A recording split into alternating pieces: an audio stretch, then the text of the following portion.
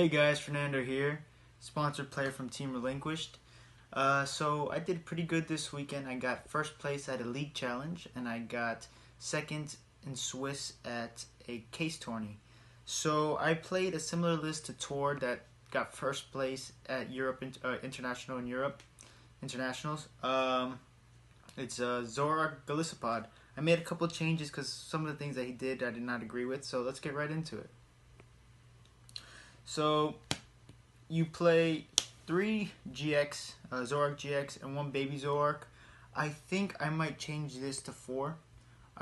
This guy is just broken. I think going to 4, drawing as much as you can during the game is the best way to play this deck. Then obviously you play 4 Zorua, so you could get to those the Zoroark GXs, 3 Golisopod, and 3 Wimpod.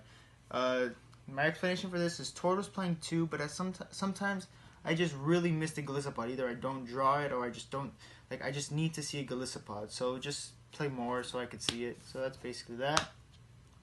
The tech for Gardevoir. Gardevoir was a big deck coming into this weekend. So I believe that playing 1 Celesteela just to counter the Gardevoir deck is amazing. A choice band knocks out the Gardevoir. So instead of playing the Mewtwo and the Mr. Mime, which I don't think is that necessary, because Buzzwole is not that hard to beat with this deck. That's why I just took those out. It wasn't necessary. 3 Lele, obviously. 2 was not enough. 3 is perfect. 1 Coco, you don't need more than this. I mean, he's just there for the free retreat, which is awesome. Now, this is where we get into supporters. 2 Bridget, I don't think 3 was necessary. I mean, if I did the math correctly, which I think I did, playing 3 versus 2, you would only see 3 10 more times in your opening hand out of 100 games, which, yeah, it's good, but I don't think you need to see it that many times. With this deck, trust me, you are consistent enough.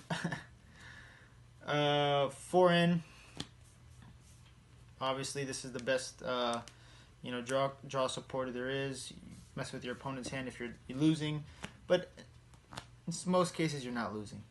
This is where I got a little spicy. 4 Acerola. I was, after Tord topped, I was planning, or got first place, I was planning to see a lot of mirrors. And this card in the mirror match alongside with this card in the mirror match are crucial. 4 Guzmas, I think 4 Acerola is the way to go. I mean, if you're not one-shotting my Golisopods or my Zoroarks, if you're not one-shotting them, then you're not beating me, because I am going to have a new Pokemon with 0 damage on it every single turn. 3 Sycamore. Now, I know Tord was playing 1 Mallow, but I don't agree with the Mallow. I mean, I don't know. I just don't agree with it. I'd rather have another Sycamore just in case I do brick with the deck. Just discard everything and draw. 4 Ultra Ball, which is standard. 4 Puzzles of Time. This card is disgusting.